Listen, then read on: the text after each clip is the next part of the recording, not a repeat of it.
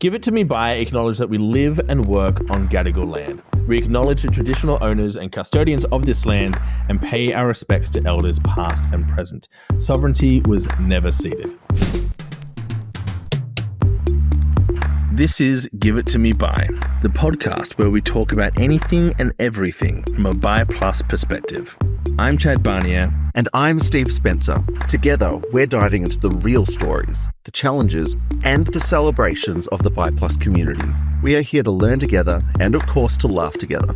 From personal journeys to cultural moments, we are here to amplify a bi plus point of view and spark conversations that matter.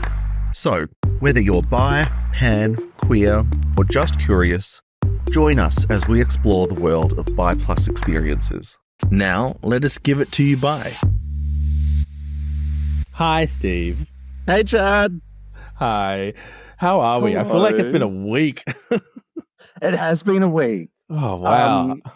I mean, ooky spooky. It's Halloween season. It has been ooky spooky. Last week It's we said, very ooky please spooky. send in your photos. We got one photo from thank someone you. in the group. So please, if you've got, I know it was really only 2 nights ago, trick or treat, but send in your True. costumes from Halloween in the Facebook group. It's fun to see those. We got a Pokemon entry.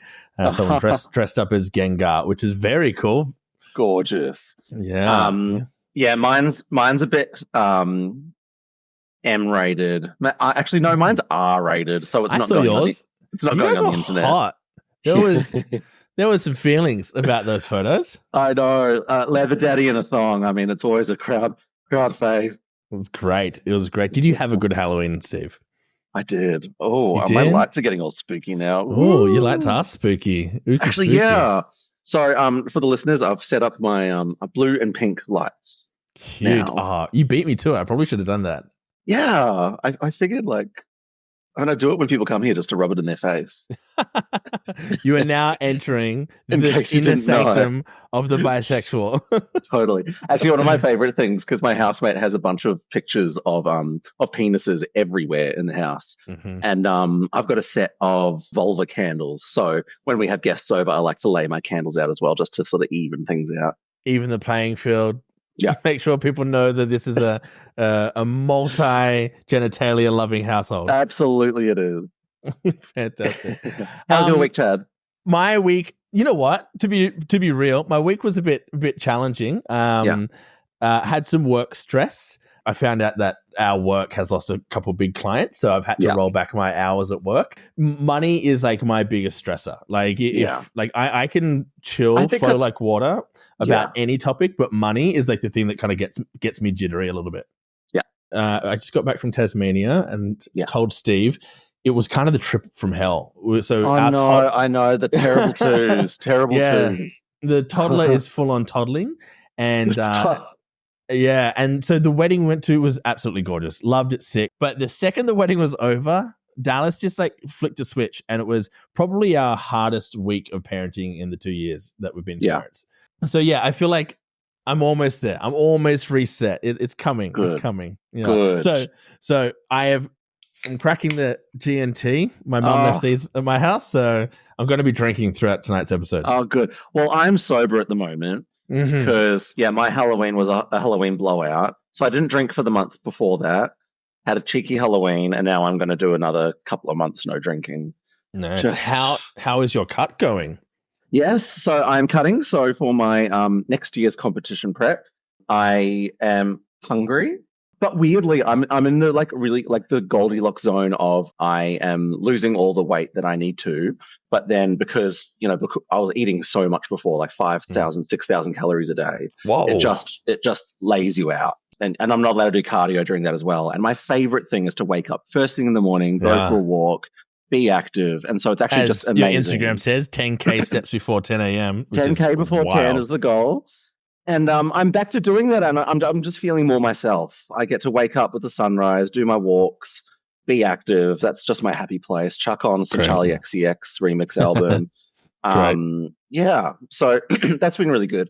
And then my work is slow at the moment as well. So just enjoying being able to look at my own life and do my own things. Yeah, beautiful. Which is good. Love it. Yeah. We have some really cool highlights this week. We do. We have a few. We have a few. So we have a collective one for the podcast, and then we have one each.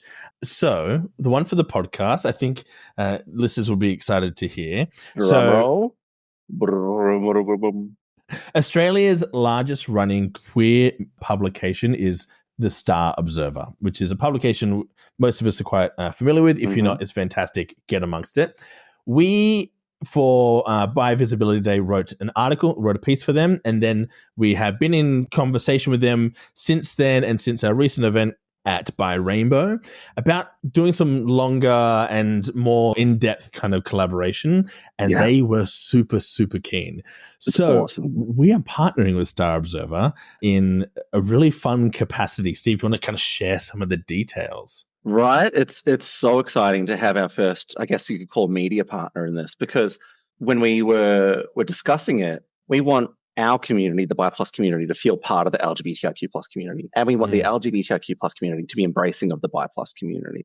And so what better combination than to have the most bisexual podcast out there collaborate with this iconic masthead, the Star Observer, a publication that over decades has written the narrative, has flipped the script, has covered the biggest, happiest, saddest stories our community has seen over the years. It's seen everything. And now under the stewardship of the Bicon Chloe Sargent, who we are a big fan of. I mean, I fanboy over Chloe all the time.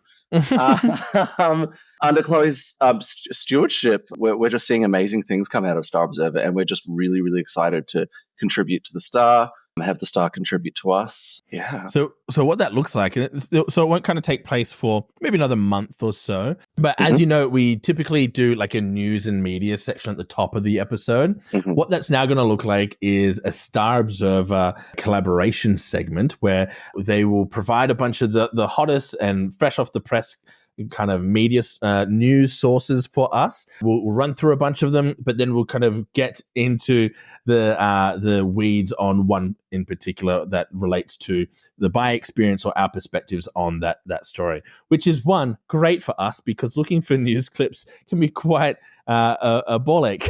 Really.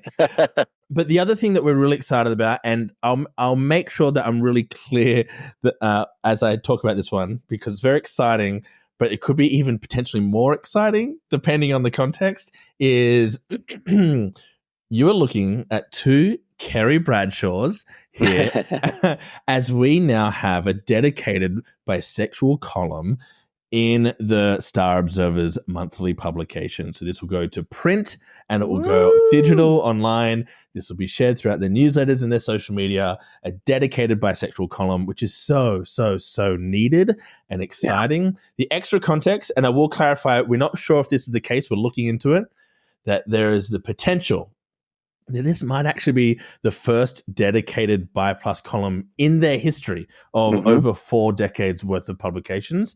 Now, Chloe's double checking. We don't know if that's the case for sure, but it looks to be possible that is the case. So we're very, very excited. I'm very excited to write something. And just like that, all the things fall into place. Yeah, but we're going to be less problematic and less biphobic than Carrie Bradshaw, aren't we? I fucking hope we're less biphobic than Carrie Bradshaw. I hope so. Yeah, how exciting is that? Yeah, it's such big news. Such big news. Yeah. Steve, what is your big news? Oh, okay. I will toot my own horn briefly. Well, I was elected the vice president of NAPWA. NAPWA is the National Association of People with HIV Australia. So, yeah. That exciting. Is it is. And that's Australia's peak national HIV body. So we represent all people living with HIV across Australia. And it's just so awesome as well because, you know, I'm the convener of the Bi+ Positive Advocacy Network there. And just for this organization and for the HIV sector itself to be so warmly embracing bi people. When, you know, historically, bi people have found it difficult to find a place at the table. We can now officially say we are firmly at the table. We're being listened to and we're going to change some lives. Steve, I am so proud of you. This is small achievement. This has been years in the making. You have fought valiantly for years for the recognition of bi plus experiences in the HIV sector. And just generally speaking, you have been working for and with the HIV sector for such a long time, and your accomplishments, like we're talking the other week about the body of work. The body of work of you in that sector is just so wonderful, and people will be talking about it for a long time, and the impacts will be far reaching. So I'm so proud of you. I'm just excited for people to be calling me Mamala now that I'm vice president. Just call me Mamala. Mamala, that's great. Awesome. Now, Chad, what is your big news? Yeah, so very excited. So this is very timely because it's in 2 days' time. So this is coming out on Monday. This Wednesday, I am actually emceeing and hosting a book launch for the amazing new book called The Elixir Effect by author Peter Matthews. Yeah, it's a great book, very interestingly put together. And so it's kind of like this fictionalized biography. Mm-hmm. And it's about themes of like male bisexuality, masculinity, and also how coming into your identity later in life may affect your relationships with family and your children and all those types of things. So really, really cool book, really great people involved in getting this book launched. Really excited. Awesome. It's this Wednesday. So if you are in Sydney, Australia, there may still be tickets available. It's essential to RSVP if you want to come along. The links and details will be in the show notes. I really urge you to come along, come say hey, come and engage in community because there's going to be a lot of us there. But you must RSVP. That's the only essential thing. So very excited to be getting out on stage and talking to people about bi media. So cool. So cool. And you're so passionate about, obviously, the topic, but you know, the area that the book's in, and you're great on a mic. I just can't wait to watch you fly up there. I'm excited. I need to get an outfit though. That's like on my list for tonight figure out what I'm going to wear. I got to look hot. You always look hot. You've got such good taste. You could just throw on anything. Listen. You're too kind. Great. Well, I'm pretty pumped about this episode. Every time we have new people come into the Facebook group, we ask them, what do you want us to talk about? Anytime that we are on Facebook or on Reddit or on Instagram, we're always asking, what do you want us to talk about? And we get asked all the time, where are all the bisexual men? So here we are. We're talking about it. That is the topic of today's episode. ¿Dónde están los bisexual men? Did you just Google Wo ist der bi-man? Où sont les bisexual hommes? Was that your episode prep? Is just to come up with 7 different versions? Translate. And I stuffed up the one language I actually spoke, French. That's fantastic. So where are the bi-men? Yeah, where so this topic comes up a lot because in all the different areas of queer life, sexuality, relationships, dating, and a number of different areas, bisexual men are often not as represented as bisexual women or bisexual non-binary folk. Did I just screw that up? Non-binary folk, we don't know those numbers. We do. I mean, if we look at the research, consistently bi women outnumber bi men 2 to 1. And also consistently we see way disproportionately, like really good disproportionately, in that we are finding bi trans and bi non-binary folk really well. But the one group that is always severely underrepresented in all research are bi men. And it's interesting because this is true across generations as well. So if you look at the Gallup poll that we mentioned in, what was it, episode 2 or 3? Actually, we mentioned it probably every episode. If you look at the generational data, that is the case for the last 80 years or so, is that bi men at least half of the represented numbers of identifying bi women. Yeah. And so we wanted to kind of discuss why and what we can, as a community, do to help that. Because my hypothesis, and it's hard to prove because you can't prove numbers that aren't counted necessarily, is that isn't reality. That is just the stats that we have of out bisexual people. This is Steve. This is what Steve and I have talked about this previously, is that can't be the case that we don't have bi men. But it might be the case, and is probably the case, that bi men aren't out and they're not contributing to studies about being out and their lived experiences. So We definitely know that sexuality is fairly uniform across genders. And the only glaring example where it is not is in bisexuality. So we see very similar numbers of homosexual men and women, very similar numbers of heterosexual men and women. It's only when it comes to bisexuality that men are really lagging behind. So interestingly, this is still true in Gen Z. We've seen the Gen Z spike, the rapid increase in queer identification across all queer identifications in Gen Z. Notably, though, if you look at women, by identifying women, it's 20%, which is wild. But look at men, it's 6.9, so almost a third. So it's almost diminishing. Perhaps that's because by women are increasingly more comfortable to come out. But it's the difference is just getting away from us when it comes to the men. You could be one of those bi men, and I dare say we have a bit of a bias towards men slightly because we are bi men, and we get a lot of people coming to us thanking us for our experience and being visible, that kind of thing. So you listening right now, we see you, we love you. Absolutely. And we get it as well. Yeah, we get for it. Sure. And we're going to kind of go through a number of reasons why people find it hard to come out. Like the most typical reasons, about 8 of them.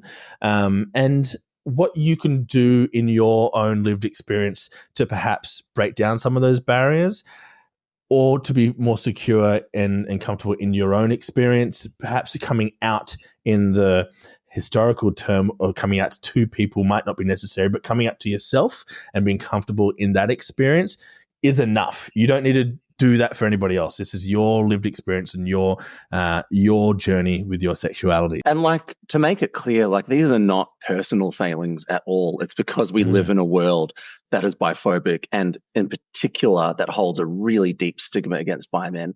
So it's no personal failing at all, which is why I say, like, we get it.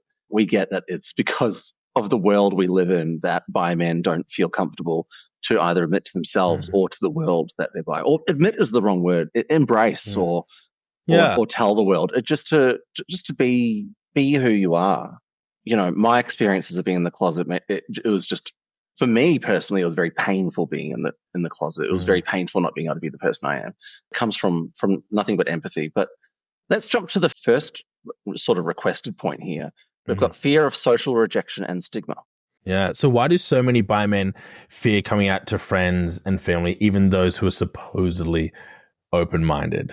I have experienced this, right? In my bisexuality. So we've spoken previously. I've known I was bisexual for a long time, but reckoning with that is an ongoing experience. And usually it's the reckoning of other people's perceptions, preconceived notions of what bisexuality is.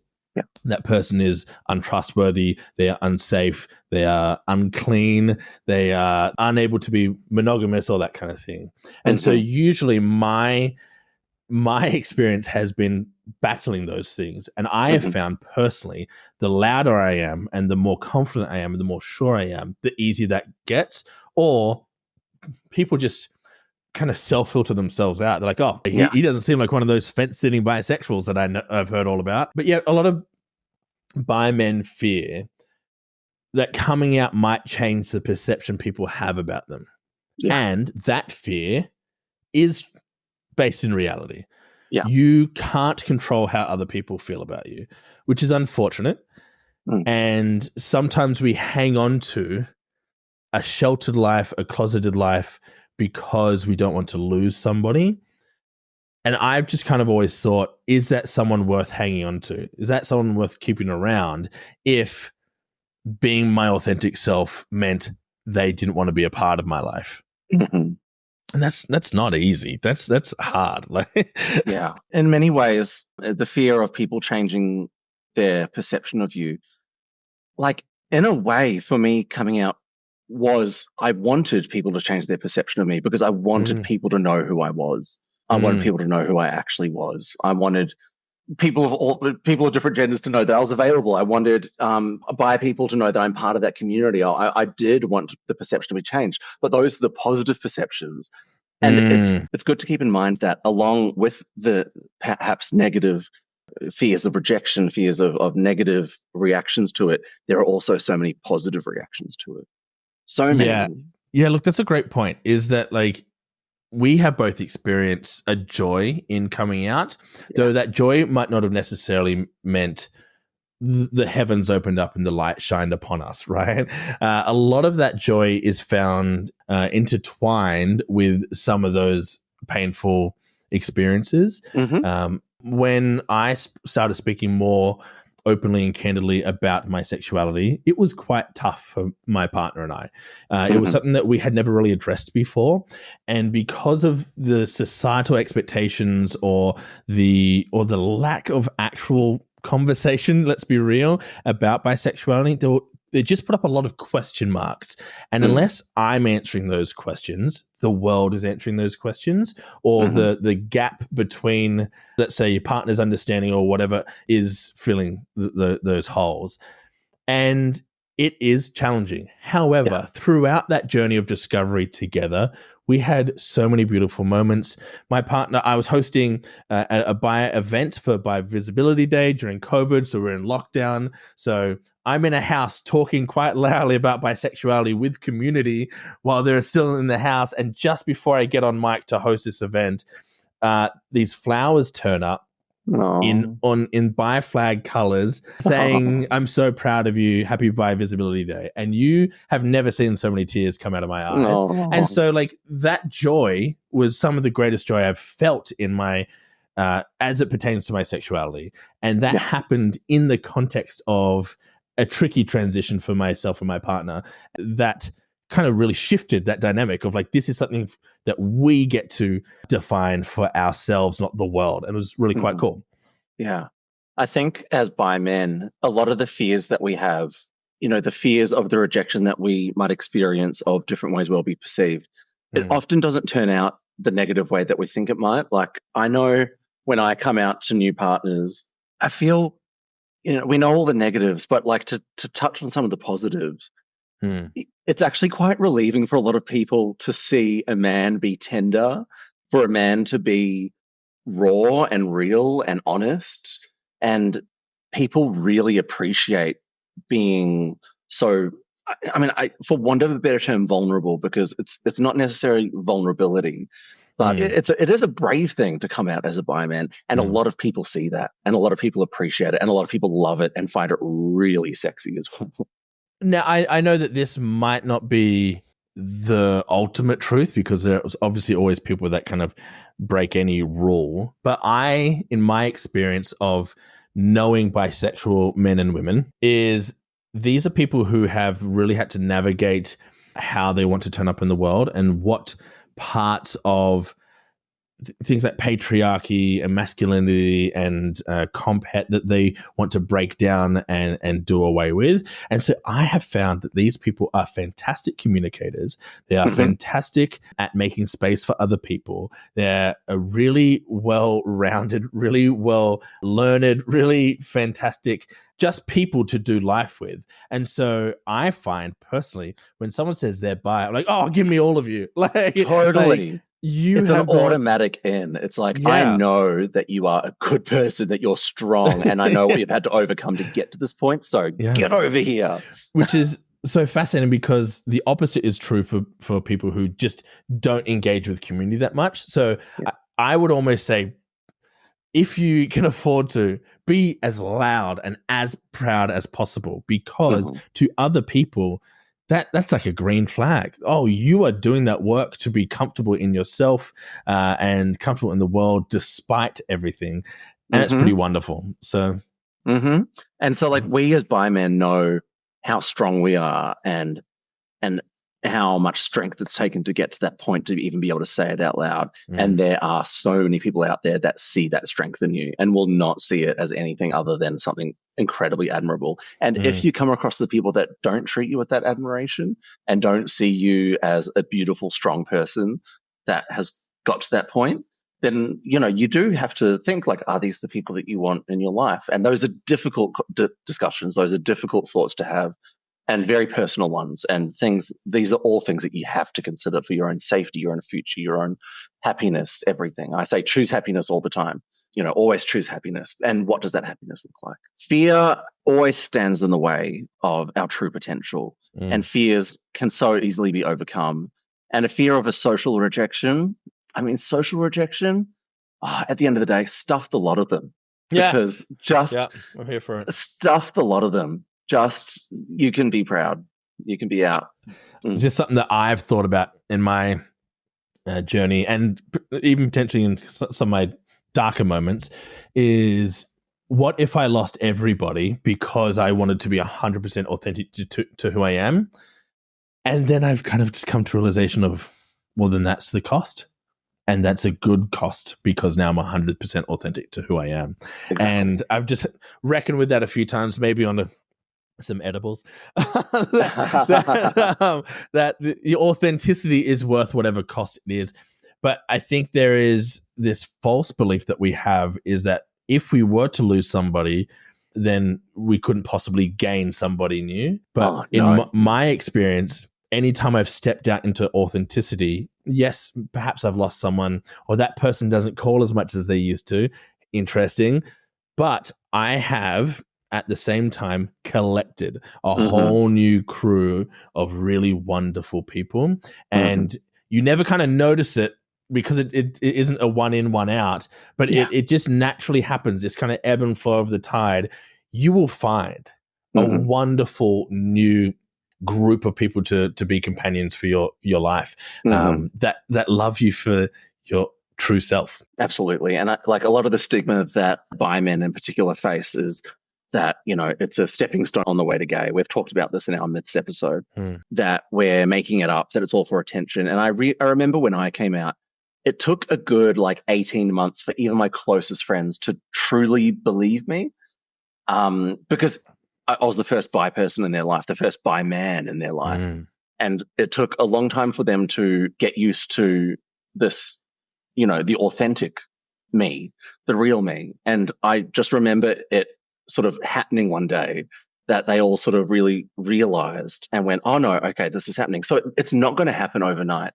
Those fears of social rejection, the stigma that you'll face, you might face them for some time.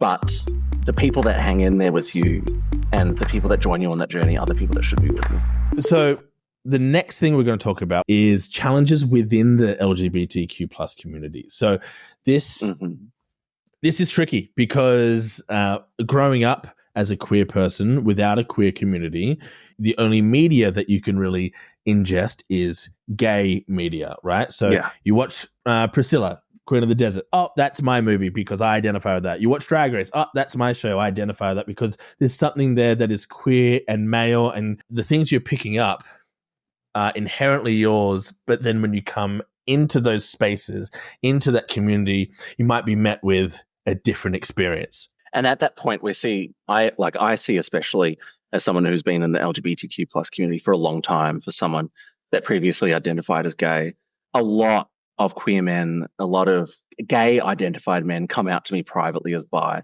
And the reason why they can't come out as bi within the gay community is because of their experiences of stigma, the way that they see that bi men are treated, the way that we're the butt of every joke, that sort of stuff. Yeah. And so, if you are sort of newly coming into the community and you're exposed to this, what do you do about your identity? Do you try and fit in and just say you're gay? A lot of people do that. And I hear that a lot from older gay men as well. When they see me living authentically, they'll say, I wish I had my time again because I would probably be like you. But, I'm too far down the track in their own words. And it's like the dominance of that narrative that to be a queer man, you have to be gay is really damaging to individuals, is really, really damaging. And it's something that's always perpetuated, but it's changing. Yeah. And I think it's important to recognize that previously it was for good reasons that happened, because people were so in desperate need of community. So throughout the 80s and the 90s, when the queer community was under attack, not just by other people, but AIDS, it was so associated. It was originally called the gay cancer, or GRIDS. And so that perpetuated a really vitriolic world to come up in as a queer man. And when you were coming into that space, you were looking for anyone you could hang on to. So community And coming out as gay, perhaps even if you were bisexual, it was a survival tactic, and I get that, and that makes sense. 100%. And I would never kind of downplay that experience for somebody else, but there are hangovers of that experience, right? And this isn't to put the burden on newly out bisexual people, but it's important to recognize where some of these things come from. It's tricky for queer folks. We typically don't grow up in queer families. So we have to go and learn our history, and we have to go and dig it up ourselves. And so, yeah, it is important to kind of understand the context of why that might be the case. Yeah, definitely. But these spaces are your spaces too. So you turn up. Yeah. I also hear and have experienced the fear of turning up in queer spaces with perhaps a straight identifying partner, and wondering if that is or is not an appropriate space for them as well. And there is a lot of mixed opinions on this. I think yes. I think that is your space. It really fucking helps if your partner is a fantastic ally, right? Yeah. A lot of the fear of straight identifying partners is that they are going to take up space or not respect and dishonor a space that is a safe space for people. Queer spaces exist, and gay, I'm doing the bunny ears, gay spaces exist because they are a sanctuary, a safety from the outside world that doesn't keep them safe. So there have been experiences, a long history of experiences where people turn up in these spaces and they cause harm. So that is the context. However, that is not the reality of everyone that turns up in these spaces. There are plenty of gay men that turn up in these spaces that ruin those spaces and cause harm in those spaces, right? Yeah, and you shouldn't be given a free pass. It's just don't be a dick, really, at the end of the day, exactly. Isn't it? Don't be a dick. So, like, these spaces are our spaces. You can turn up in those spaces. If you're uncomfortable, it helps to have a friend, and we can be your friend, or we can join our community. It's getting larger by the day, and you'll be able to find people through that community in your local area that you can perhaps go to these spaces together with. Yeah. It's great. The buddy system. Yeah. I always find it interesting because, going to a gay party with a male partner is a very different experience for me than when I go to a gay party with a female partner. I am accepted in one of those forms, and I am sort of walking on eggshells in the other form. And I don't change one bit, but then the way I'm perceived has changed. Yeah, you're kind of in the in crowd, in the clique, or you're kind of dancing around the outside walls of the party. Yeah, exactly. And it's always thoroughly confusing because I'm usually in a pink thong regardless of who I'm with. This is true. And so they're like, why is he making out with a chick? And it's like, get with it. Yeah, totally. But and then you sort of, when you've had both of those experiences, you sort of start to see like, oh, there's underlying misogyny here. There's for sure. There are all these underlying assumptions about who people are and who isn't welcome in the space. And until you've experienced that, like, it's just quite jarring. It's an experience of day and night. And it's also like. Sorry, I was going to say, I think one of the things you said earlier is really important, is the more out and proud and loud you've been about it, more people have been comfortable to come out to you. And so I'd almost say turn up and be bisexual. You know what I mean? Like, turn up as the biggest bi you can, because other people in the room will see you as that bi lighthouse that was spoken about and might say, cool, yeah, me too.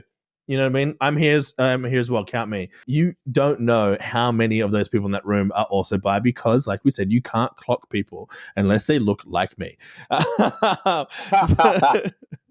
Yeah, so it's possible to turn up and you'll be pleasantly surprised, I bet. Actually, Completely. Even just this week, I've had conversations with 3 people I thought I knew very, very well, who all kind of just slip of the tongue came out as bi to me, like, far out. We're all here. Welcome to the table. It's every day. Every day. Yeah. It's happening. It's just, we are living in this incredible age, the age of bisexuality. We're so lucky. Steve, what's our next kind of topic or boundary that bi men facing coming out? Yeah, this is a big one. So for bi men, the fear or actual experience of negative reactions from women. Yeah. And this is such a tough one because it really depends on everyone's individual experience. And the more I talk to other bi men about their experiences and the more I read online as well, the more you're like, whoa, this is a big, big, serious issue. It's interesting because all women are not the same. All men are not the same. All bi men are definitely not the same. Absolutely. However, there is just this idea when we're dating, we kind of lump people into categories of like, I'm like women, like I'm scared of how women will react. And it's like, okay, what kind of person are we talking about here? I always think about this great TikTok trend that went around a little while ago that Steve obviously won't know about because he's not on TikTok. But just because I'm an elder millennial. But it was this sound where the audio playing, someone is saying, "Oh, I love those girls with a little gay boyfriend." Where they got their tote bag and their tattoos and they probably are a barista or something like that. And these girls are trotting out. They're clockably bisexual boyfriends. They're also saying bisexual in the comments, all that kind of stuff. So I'm not just stereotyping, but these women are so proud. And so like, yeah, I got me my little gay boyfriend. And obviously we're using that term loosely, but there are whole groups of women who love a bisexual man. Seriously? Like you go on Reddit, there are whole subreddits of people saying, give me a bi man any day of the week. So like it's out there for you, trust and believe. But I find it hard to talk about dating pragmatically because I haven't really ever dated. But I have a lot of friends. A lot of friends date. My understanding, friends of me. Yeah, my understanding is dating is a cunt for everybody. Sorry to my American listeners. This is a very highly used word in this household. But dating isn't good for anyone. Everyone is having a humans rough are fucking awful go sometimes. of it. And so, like, yeah, I find bisexuality is a really easy scapegoat for someone to say I'm out when it could be just there isn't a connection. But you can say, oh, it's because you're bi. I don't date queers or whatever it might be, but also good, let them go. Like you don't want to date. It's almost great to have people dip out before a relationship. We will do an episode about coming out to your partners. We are the only people that have to do that. Then trust and believe that's coming because it's a fun topic. But yeah, like let these people like self-filter. Yeah, that's totally my experience or my preference. But again, I'm not actively dating. So like, I don't know, Steve. What's your experience with this? Yeah, I'll speak to my personal experience. So, like, I am a clockably queer man, right? Like, I am. No one's under any illusion that I may be straight. I'm absolutely not straight, but I'm also absolutely not gay.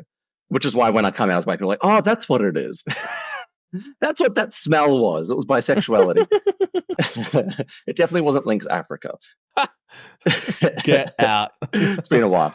And, you know, one of the biggest limits to me to coming out was, oh, I'm so obviously queer. What kind of, and I had this actually said to me so many times, what kind of woman would ever date you, Steve? And I internalized that and it hurt me and it was horrible and it kept me from coming out and then also harmed me from actually embodying my sexuality after I came out. And did you hear that from women or from queer community? I heard that from gay men mostly. Gay men mostly because they saw a lot of me in them.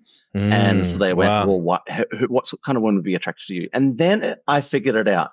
Gay men don't know what women want. Only women do. So I'm going to give it a hot go. Great. And I'll tell you what, my softness, I mean, my voice, my gentleness, my obsession with RuPaul's Drag Race, these are absolute positives. My favorite thing to say is like, what kind of woman doesn't want to get eaten out whilst watching RuPaul's Drag Race? Because I will offer the full fantasy, okay? I am so... That's great. Oh my fucking God. We're going to clip that. I am so lucky in that I have ripped those internalized thoughts and thrown them out. And I just see nothing but absolute strength in my softness, in my queerness. It's actually a superpower because if you think about it as well, so many women are used to dating and, you know, to our straight allies, love you guys. But so many women are used to dating straight men who can sometimes be quite awful. And so, you know what? Men like me, we are a breath of bloody fresh air. And we have so much to offer a relationship, a different gender relationship. Also, the reason why I am in such a privileged position is because I'm up front, right at the front. I put my sexuality on, say, a dating profile. I will tell someone early on. I don't leave it late. I make sure that they know that this is a big part of me. And if I don't treat it as fear and I have that strength, I have that confidence knowing that this is actually a superpower, not something that is harmful or something that is negative, that I actually believe this is something really positive, then they take that on board. They're like, wow, like this is amazing. You were saying something really sweet then, and it was so hard to pay attention because I'm just thinking about the eating out while watching Drag Race. And all I can say to that is do not distract me when I am watching Drag Race. You wait until the winner has announced and the loser has sashayed away, and then you eat. Yes, exactly. Steve, do you have any advice for someone who has any fears about dating women as a bisexual man? Yeah, honestly, like things like being honest in your dating profile. If you mention your bisexuality up front, this really filters out people who you don't want to be interested in, and it opens yourself up to amazing opportunities. But being honest and upfront and proud, people react really positively to that. And definitely like normalize conversations around bisexuality. It's not a taboo topic. It's not a weird topic. It's, B is not a dirty word. You can introduce your bisexuality in discussions. There are lots of different ways to do it. Just off the cuff, just be like, and I'm bi, and making not a big deal out of it, but also not showing any fear around it really brings that strength in. You know how dogs can kind of sense your fear? I feel like in the dating world that can happen as well. Like if you are apprehensive and a bit shy to talk about it, then someone will pick up that, maybe this isn't something we're supposed to be talking about at all. But if you're like, and I'm bisexual, and then you move on, and then, okay, they had no issue about saying that. Maybe I shouldn't have any issue with it either. Exactly. And of course, not everyone's the same. You don't know how someone will react. And if someone does have concerns, address those concerns. Just be upfront and honest and always reassure them and understand that often those concerns come from, misconceptions, come from the myths that they might have heard. So just debunk them, just show them who you really are, because this is what a bi man looks like. Just show them what it's like. So Chad, what can you do if you're afraid of losing friends or family or being treated differently? Yeah, listen, good question. If this is you, if you have that fear of being treated differently, number one, start with your trusted allies. Start with your people. If you begin by coming out to one or two people you feel are most likely to respond with support, you kind of build up that coming out momentum, which is really cool. You put a win on the board for your sexuality journey, and building a small support network can really help build that safety net. It's worth preparing for reactions though. As we've spoken about previously, not everyone knows everything about bisexuality. Even the community can't speak to bisexuality confidently at times. So prepare for the reactions of people that you come out to, because it's possible that some may not react perfectly at first. I know that's been the case for me. But having a response ready for potential negative reactions can help you feel more in control. And I guess like the last one is like set boundaries. It's okay to let people know how you want your sexuality to be handled. And actually say that's the best way to go about it, because sexuality is unique to each individual person. And so it's best that information comes from you than other sources. If you want help with it, we've actually developed a resource called How to Support Someone Who Has Recently Come Out as Bisexual. It's on our website. We'll put it in the show notes. And this is for other people to go through at their leisure. It's very neutral. And so people can go through and understand what bisexuality is and what to do and what not to. It's really fantastic. To be honest, I think one of the most influential reasons of the hesitation of coming out or engaging in any kind of queer community or queer dialogue at all is, let's be honest, patriarchy. The fragileness of masculinity and misogyny. I think really, let's call a spade. I think that is really where it comes from. And those things can manifest as internalized bi or homophobia. They can identify as self-hatred. Absolutely. They can identify as just like what is a man and what does it mean to be a man? And does masculinity fall apart if I don't identify with what I've been taught masculinity is? Yeah. That's really hard to navigate. It's something we all have to do at some point, and it's tough, and especially depending on where you've come from, what your circle is, what your upbringing is. And just to make the point here as well, like to the listener, individually, you're not failing if you have these thoughts and feelings. It's because you've been fed lies your whole life about what masculinity is. You've been taught all these horrible lies about what you should and shouldn't be. And so to be a bisexual man is to go up against all these things that we've been told. Yeah, and you've got to unpack that at some point. But there is always a really comfortable spot you can land on. And I always find that as just being authentic. It's in authenticity that we really can bring down the lies and the horrible oppression that we feel as a society and individually under patriarchy. And listen, I know that for some people, patriarchy is perhaps a triggering word. A lot of people that feel like masculinity is under attack. I see that a lot online, that people think that you can't be a man in 2024, and it's just simply not true. The critique of manhood and manliness is a critique of the things that fail not only people who aren't men, but fail men as well. That's these rigid expectations of what a man is, right? And patriarchy. So if perhaps you're not aware, patriarchy is a social system where men hold primary power and dominate roles in leadership and authority, social privilege. In a patriarchal society, these power structures influence laws, influence cultural norms, and perhaps more insidiously is every interaction you have on an everyday kind of level, typically favoring men over women and other genders. So power dynamics, cultural norms, it impacts everyone. And why it matters is understanding patriarchy helps us recognize and address the inequalities that persist in society. And when we recognize what role that plays in ourself and our own sexuality journey, makes us start to do away with the expectations that perhaps we expect of ourselves that aren't actually true to our own morals or principles or values that we hold. They're just something we've inherited. So, like, all these concepts like patriarchy, all that jazz, we hear about it all the time, but let's have a think about how that impacts us as bi men. And it's usually just those pressures for us to be seen, as so many men feel, the pressure to be seen as masculine, as manly. What does that actually look like? And does the fact that we are attracted to other men make us any less manly? Without writing, there are so many essays on it, but let's just say straight away, absolutely bloody not. Absolutely bloody not. Who you're attracted to doesn't change who you are at all. Who you are attracted to doesn't make you any less of a man. Your masculinity and who you see yourself as a man, you get to define exactly what that is. And I have found in my own experience as being a bisexual man is that I am given free reign to define what my masculinity looks like.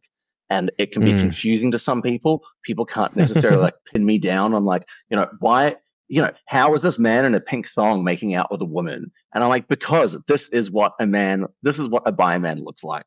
Or I could just be, just to throw my own silly example out there, right? But you get to define what your masculinity looks like. And I say your masculinity because it is so intimate to the individual. It is not something that can be dictated to you. And if anyone ever tells you that you should be anything else other than what you are, then tell them to piss off, or tell them they have no idea. I've been told my entire life that, I should be more manly, or I should live up to whatever archetype, or especially within the gay community, a community that I'm very close to, there's that expectation that as a bi man, I have to be really hetero, that I have to be masculine and manly, that I have to live up to this archetype of this posited bi man.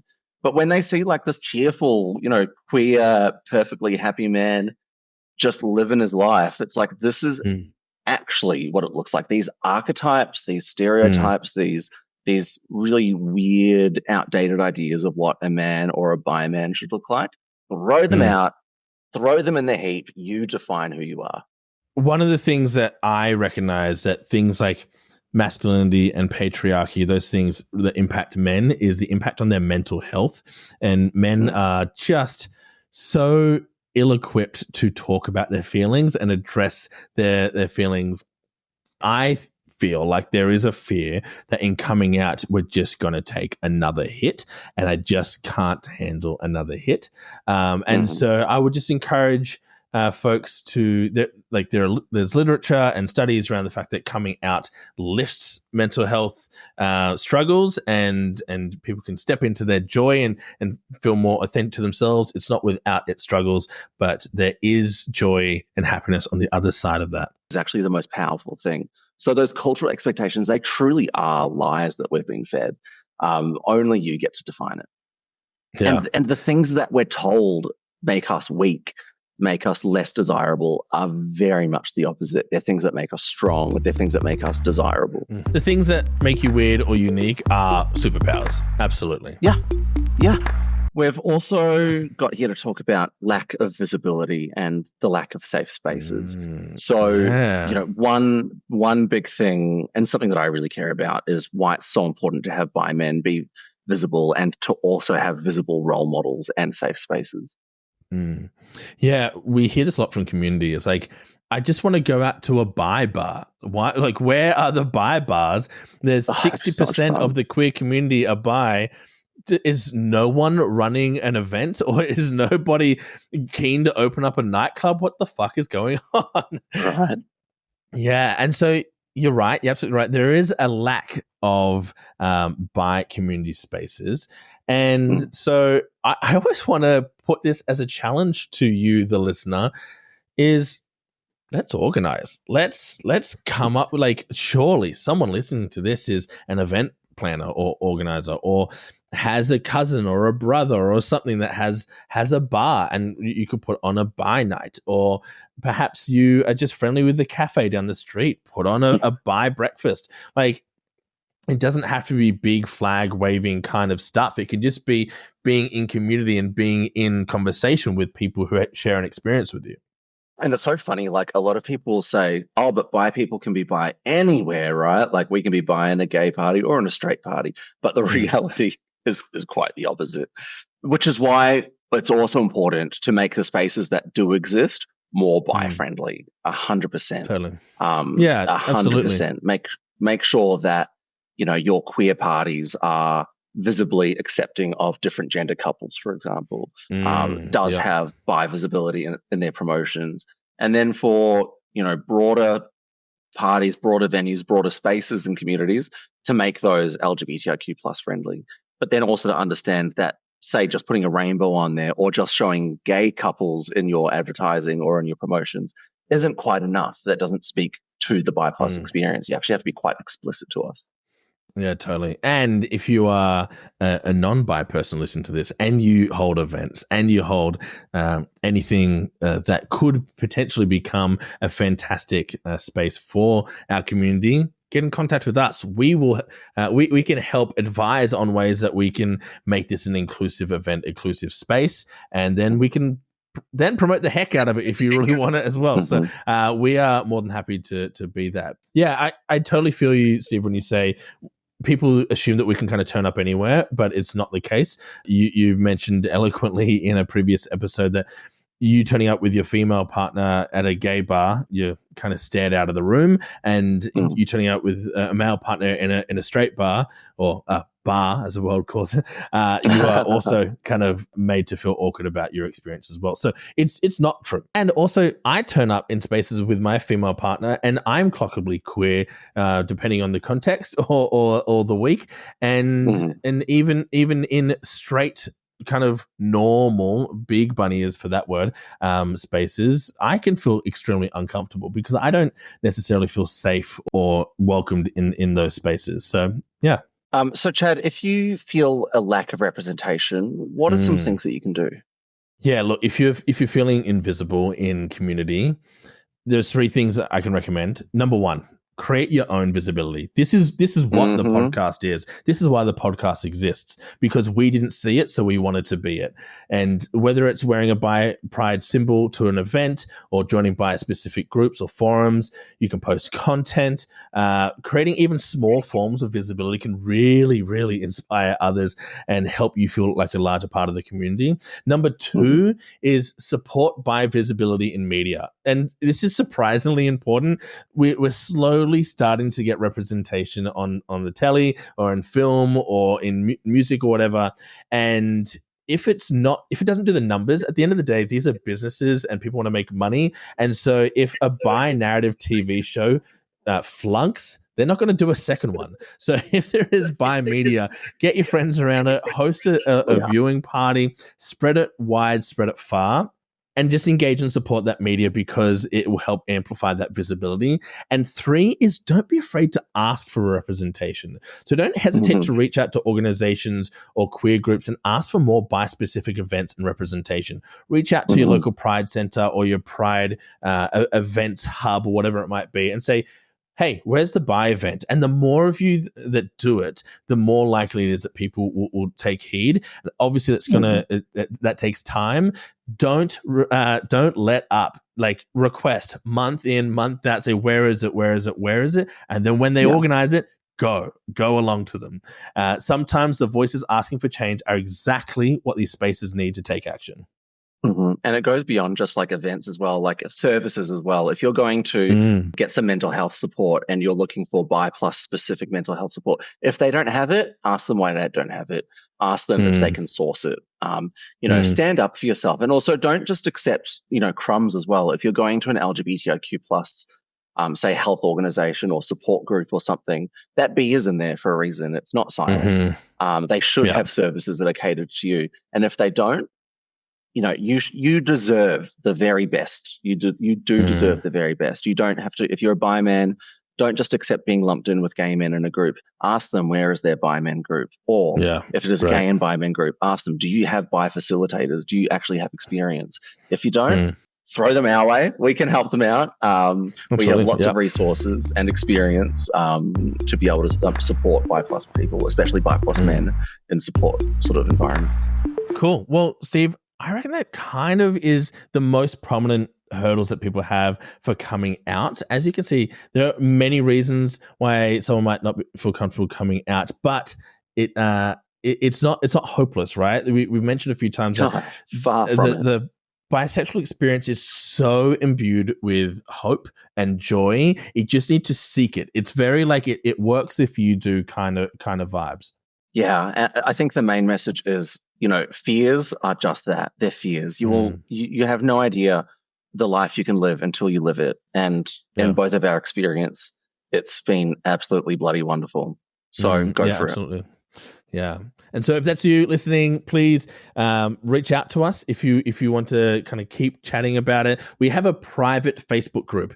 You can find it on the website and there's links to that. You can join our newsletter and we can engage, talk about this kind of conversation further if you want. Speaking of bi plus spaces, we have that for you. We've created it for you. So come and have a chat. We can talk about the bi male experience explicitly there. Until then, we love you. Thank you for listening. This has been a real treat. And I know it's a heavy topic, but you are worth it. So we love you. Yeah. And share this episode with the bi men in your life. Anyone that needs help, send them our way. Yeah, absolutely. All right. Love you all. Mwah.